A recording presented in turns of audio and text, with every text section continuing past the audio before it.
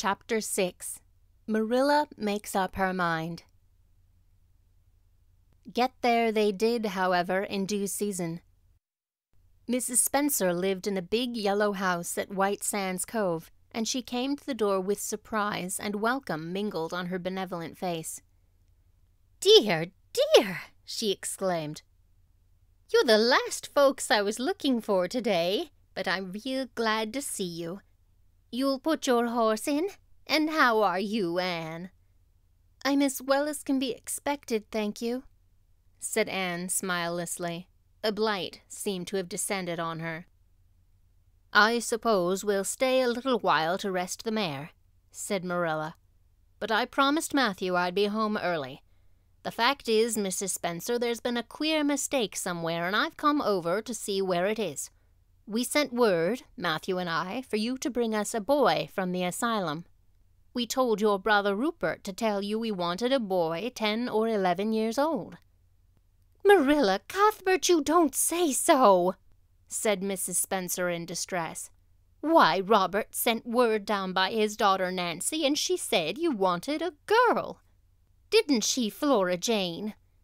appealing to her daughter who had come out to the steps.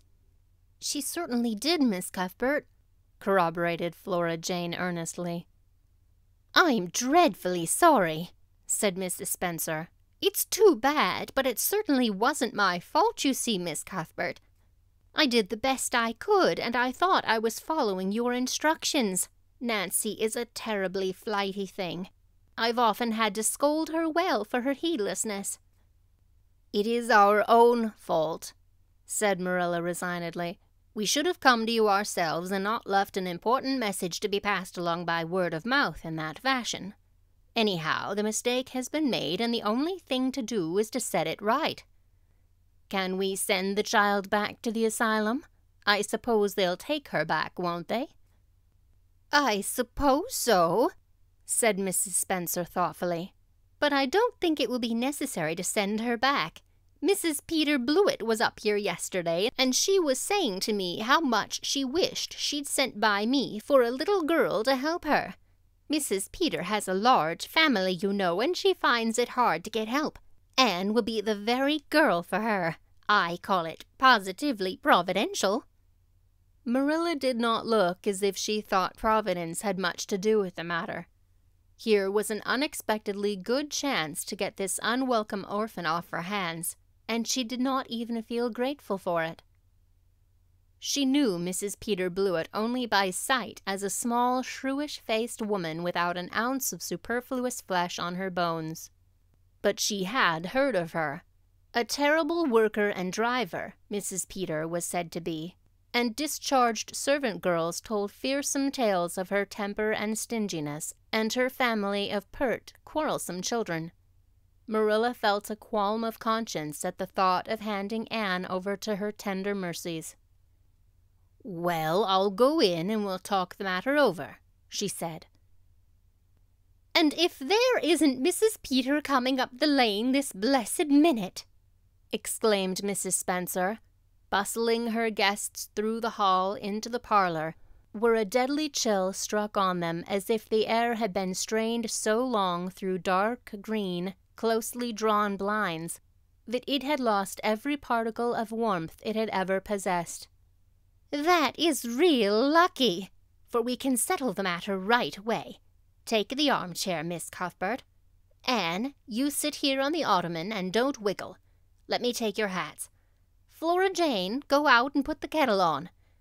Good afternoon, Mrs. Blewett. We were just saying how fortunate it was you happened along.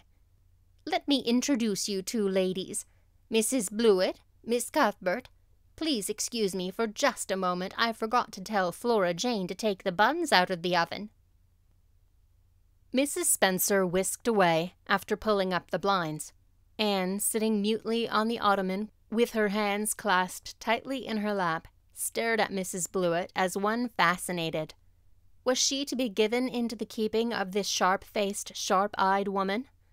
She felt a lump coming up in her throat, and her eyes smarted painfully.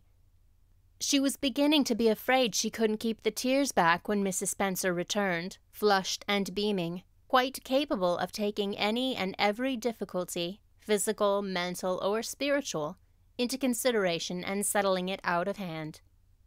"It seems there's been a mistake about this little girl, Mrs. Blewett," she said. "I was under the impression that Mr. and Miss Cuthbert wanted a little girl to adopt. I was certainly told so, but it seems it was a boy they wanted. So if you're still of the same mind you were yesterday, I think she'll be just the thing for you." Mrs. Blewett darted her eyes over Anne from head to toe. "How old are you, and what's your name?" she demanded. "Anne Shirley," faltered the shrinking child, not daring to make any stipulations regarding the spelling thereof. "And I'm 11 years old." "Huh. You don't look as if there was much to you, but you're wiry. I don't know but the wiry ones are the best after all. Well, if I take you, you'll have to be a good girl, you know, good and smart and respectful. I'll expect you to earn your keep, and no mistake about that. Yes, I suppose I might as well take her off your hands, Miss Cuthbert. The baby's awful fractious, and I'm clean worn out attending to him. If you like, I can take her home right now." Marilla looked at Anne and softened at sight of the child's pale face with its look of mute misery, the misery of a helpless little creature who finds itself once more caught in the trap from which it had escaped. Marilla felt an uncomfortable conviction that, if she denied the appeal of that look, it would haunt her to her dying day. Moreover, she did not fancy Mrs. Blewett. To hand a sensitive, high-strung child over to such a woman, no, she could not take the responsibility of doing that. "Well, I don't know," she said slowly. "I didn't say that Matthew and I had absolutely decided that we wouldn't keep her. In fact, I may say that Matthew is disposed to keep her. I just came over to find out how the mistake had occurred. I think I'd better take her home again and talk it over with Matthew. I feel that I oughtn't to decide on anything without consulting him. If we make up our mind not to keep her, we'll bring or send her over to you tomorrow night. If we don't, you may know that she is going to stay with us. Will that suit you, Mrs. Blewett?" "I suppose it'll have to," said Mrs. Blewett ungraciously. During Marilla's speech, a sunshine had been drawn on Anne's face. First the look of despair faded out. Then came a faint flush of hope. Her eyes grew deep and bright as morning stars. The child was quite transfigured. And a moment later, when Mrs. Spencer and Mrs. Blewett went out in quest of a recipe the latter had come to borrow, she sprang up and flew across the room to Marilla. "Oh, Miss Cuthbert, did you really say that perhaps you would let me stay at Green Gables?" she said in a breathless whisper, as if speaking aloud might shatter the glorious possibility. "Did you really say it, or did I only imagine that you did?" "I think you'd better learn to control that imagination of yours, Anne, if you can't distinguish between what is real and what isn't," said Marilla crossly. "Yes, you did hear me say just that, and no more. It isn't decided yet, and perhaps we will conclude to let Mrs. Blewett take you after all. She certainly needs you much more than I do." "I'd rather go back to the asylum than go to live with her," said Anne passionately. "She looks exactly like a gimlet." Marilla smothered a smile under the conviction that Anne must be reproved for such a speech. "A little girl like you should be ashamed of talking so about a lady and a stranger," she said severely. "Go back and sit down quietly and hold your tongue and behave as a good girl should." "I'll try to do and be anything you want me, if you'll only keep me," said Anne, returning meekly to her ottoman. When they arrived back at Green Gables that evening, Matthew met them in the lane. Marilla, from afar, had noted him prowling along it and guessed his motive. She was prepared for the relief she read in his face when he saw that she had at least brought Anne back with her. But she said nothing to him relative to the affair until they were both out in the yard behind the barn milking the cows. Then she briefly told him Anne's history and the results of the interview with Mrs. Spencer. "I wouldn't give a dog I like to that Blewett woman," said Matthew with unusual vim. "I don't fancy her style myself," admitted Marilla. "But it's that or keeping her ourselves, Matthew. And since you seem to want her, I suppose I'm willing, or have to be. I've been thinking over the idea until I've got kind of used to it. It seems a sort of duty. I've never brought up a child, especially a girl, and I dare say I'll make a terrible mess of it. But I'll do my best. So far as I'm concerned, Matthew, she may stay." Matthew's shy face was a glow of delight. "Well, now, I reckoned you'd come to see it in that light, Marilla," he said. "She's such an interesting little thing." "It'd be more to the point if you should say she was a useful little thing," retorted Marilla. "But I'll make it my business to see she's trained to be that. And mind, Matthew, you're not to go interfering with my methods.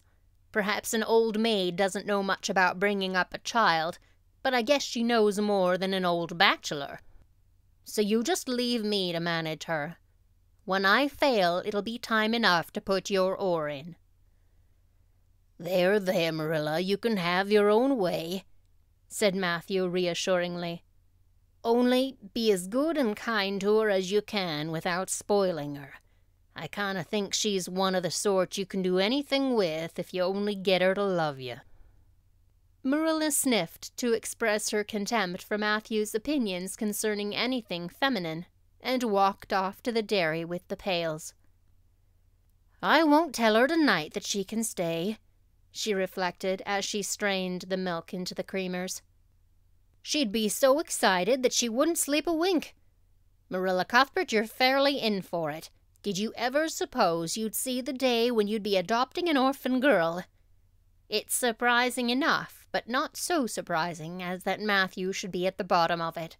Him that always seems to have such a mortal dread of little girls. Anyhow, we've decided on the experiment, and goodness only knows what will come of it.